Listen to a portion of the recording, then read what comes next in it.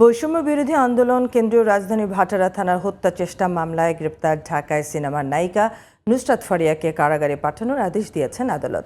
একই সঙ্গে তার জামিন শুনানির জন্য 22 মে তারিখ ধার্য করেছেন বিচারক। ইসমাইল হোসেন জুয়েলের রিপোর্ট। সোমবার সকালে কড়া নিরাপত্তায় ঢাকার সিএমএম আদালতের হাজতখানায় আনা হয় অভিনেত্রী নুসরাত ফারিয়াকে। সকাল 10টার পর তাকে আদালতে হাজির করা হয়। এ সময় তাকে কারাগারে আটক রাখার আবেদন করেন মামলার তদন্ত কর্মকর্তা। অন্যদিকে নুসরাত ফারিয়ার জামিন চেয়ে আবেদন করেন তার আইনজীবীরা। উভয় পক্ষের শুনানি শেষে আদালত আসামির জামিন নামঞ্জুর করে কারাগারে পাঠানোর আদেশ দেন।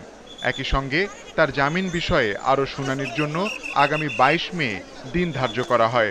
আমার মক্কেল উনি দেশেই ছিলেন না এবং তার ফেসবুকে আপনি যদি দেখবেন সপক্ষে বেশ কিছু পোস্ট আছে এই বিপ্লবের সপক্ষে। এই তো সব কিছু মিলে আমরা আশা প্রার্থী যে সামনের হিয়ারিংয়ে কোর্ট আমাদের দিকে সহায় হবে। 15 বছর যারা এই ফ্যাসিস্ট হাসিনাকে সহযোগিতা করেছে তাদের অভিনয়ের মাধ্যমে, নায়ক গানের মাধ্যমে এবং বিভিন্নভাবে ফ্যাসিজম চালিয়ে যাওয়ার জন্য তারা সহযোগিতা করেছে, তার মধ্যে সে একজন অন্যতম।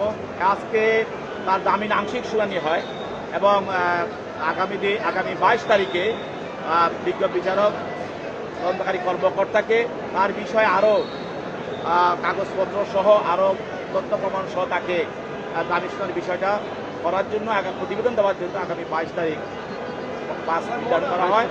রোববার দুপুরে থাইল্যান্ড যাওয়ার সময় হজরত শাহজালাল আন্তর্জাতিক বিমানবন্দর থেকে নুসরাত ফারিয়াকে আটক করে ইমিগ্রেশন পুলিশ। পরে তাকে ভাটারা থানা পুলিশের কাছে হস্তান্তর করা হয়। পরে থানা থেকে তাকে ডিবি কার্যালয়ে নেওয়া হয়। সেখানে তাকে জিজ্ঞাসাবাদ শেষে ভাটারা থানার একটি মামলায় গ্রেফতার দেখানো হয়।